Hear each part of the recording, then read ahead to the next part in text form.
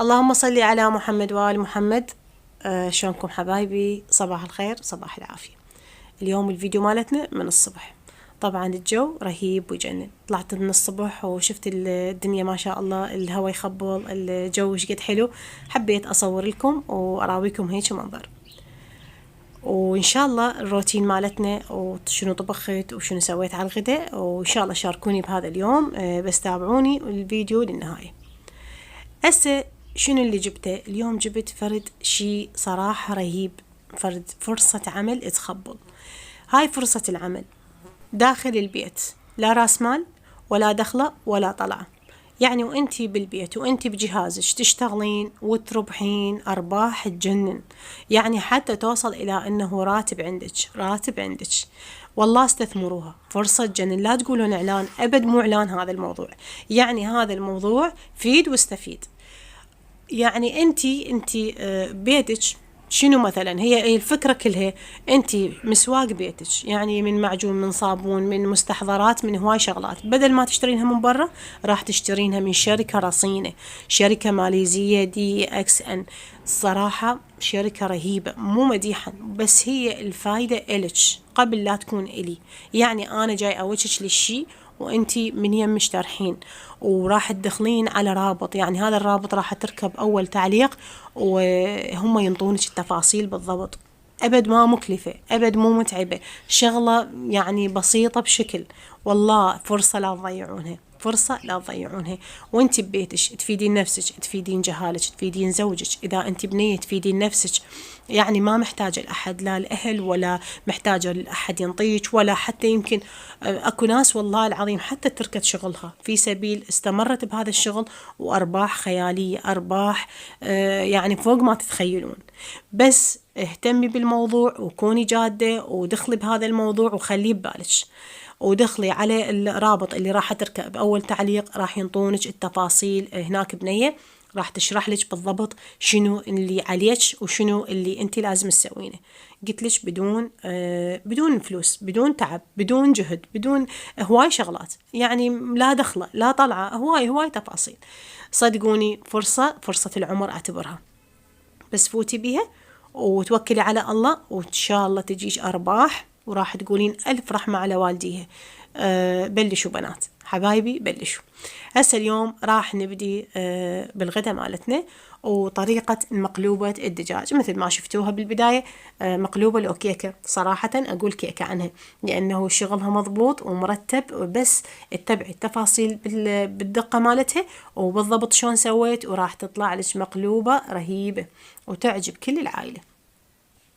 هسه هنا المقلوبة أكيد أنتي لازم تقطعينها، لأنه كأنصاص أو الدجاجة بكبرها ما ينفع، لازم تقطعينها قطع صغار. هسه أنا تقريبا قطعتها إلى 6 قطع. أنتي تردين أكثر قطعي بعد أكثر، يعني المفترض هم أكثر أحسن. يعني هذا الفخذ هم تقصينه بالنص يكون أحسن. كل ما قطعتي القطع صغار تترتب المقلوبة عندك.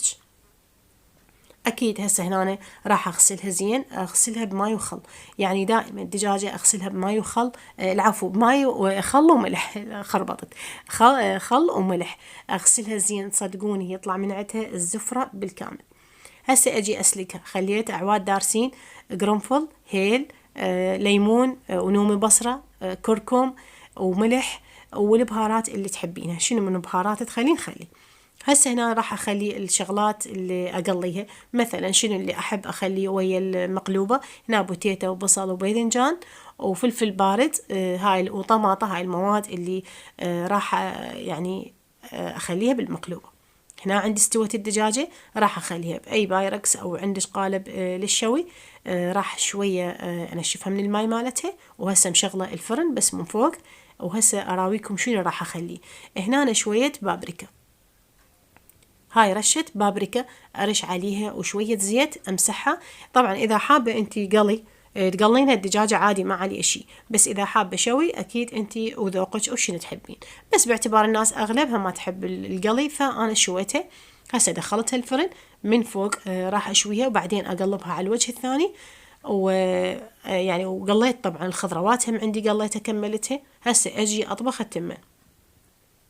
راس بصل زين، حجم كبير، ثرمته وقليته شوي وخليته هنا 3 خواشيق معجون، راح أحمسهن.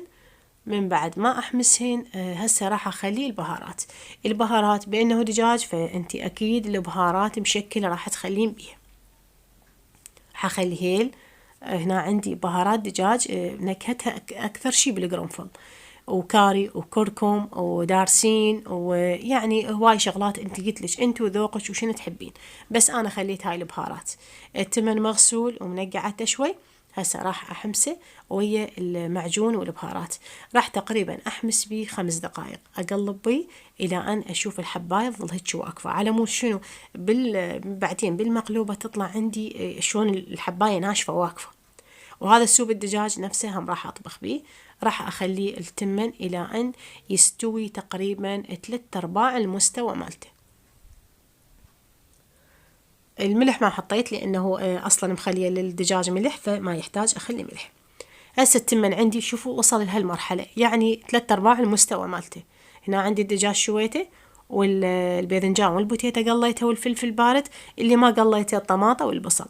هذين راح أخليهن بقاع الجدر على مود تصير عندي بالتنشيف أو التسكير مال التمن. راح هو اللي أشتغل عليه، يعني بحيث ما تحترق عندي. من أقل الأشياء لا تحترق ما راح تنشف عدل، بس هنا أنا خليتها بدون قلي. هسه أجي أصفط المواد السوية. المقلوبة تحب جدر ضيق، يعني ما تخلينها بجدر واسع، لأن إذا خليتي ما راح تقلبينها ما راح يصير عندك قالب، لا راح تصير عندك مطشرة. فأنا الغاية من المقلوبة أريدها تصير شكل مرتب، يعني الشكل مالتها قالب كامل. هسه أجي أصفط الخضروات مثل ما شفتوا البصل والطماطة أو بقاع الجدر، وبعدين صفطت هاي البوتيتا والباذنجان والفلفل البارد. هسه أجي بعدين طبعا هنا أنا مخلية ملح، يعني أكيد أنتي هاي المواد كلها عندك مراشتها ملح. صدقوني مقلوبة رهيبة وتجنن، بس يريد لها شوية ترتيب وشغل. وهنا هسه صفطت الدجاج بالوجه اللي انتي تردينه.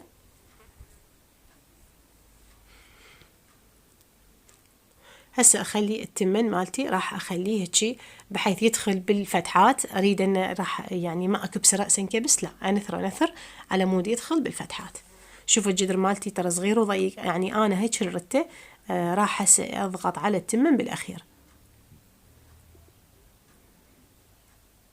ريحتها تجنن والطعم بعد اطيب.